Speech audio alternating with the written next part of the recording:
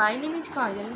कल दिल्ली का NVC result जो स्टेट लेवल पे एग्ज़ाम होता है उसका कल रिजल्ट आया, तो मैंने देखा मेरा नाम उसमें आ रखा था, मैं सिलेक्ट हो गई।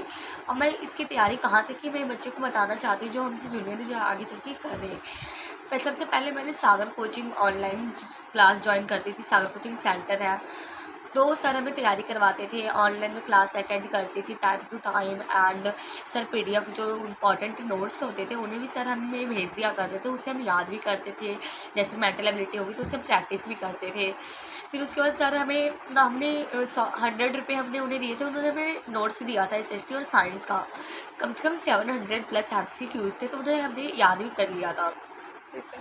अब प्रिपेयर मानो कैसे करेंगे बच्चे का, तो ये बात है कि पेपर का पैटर्न देखो, मैट और सेट आता है, दो भागों में बटा हुआ रहता है। मैट में आपका आ गया रीजनिंग टाइप का क्वेश्चन, सेट में आपका आ गया ओनली आपका सिलेबस बेस आएगा।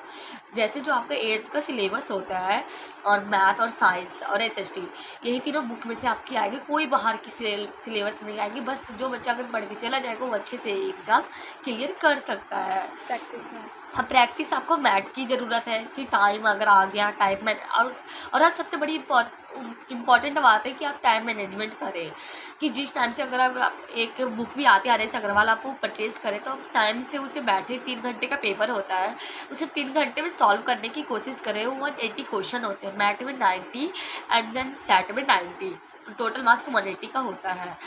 और फिर उसके बाद अगर बच्चे ये सारे इतने करके जाते हैं तो उनका सिलेक्शन ऑफ कोर्स होगा, और सब पूरे अच्छे से प्रिपेयर कर लेंगे, याद कर लेंगे, तो क्यों नहीं होगा ही। तो तुम्हें देखो प्रैक्टिस की ज़रूरत तो ज़्यादा होती है, मैथ में बस आप प्रैक्टिस भी करके चले जाओगे ना तो भी आपका हो जाएगा। और आई बात सेट की, तो आप 8th का सिलेबस अच्छे से कंप्लीट करें कृपया करके, और 7th का भी करें अच्छे से कवर अप, पूरे अच्छे से हो जाना चाहिए। मैथ और साइंस एसएसटी तीन सब्जेक्ट का रोल होता है सेट में, कोई इंग्लिश हिंदी एडमिन संस्कृत कुछ नहीं होता है, मैथ साइंस एसएसटी।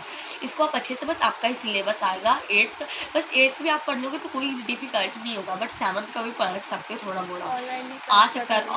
और यूट्यूब पे ऑनलाइन क्लास भी होती है, फ्री में हर चीज़ तैयारी भी करवाई जाती है आजकल।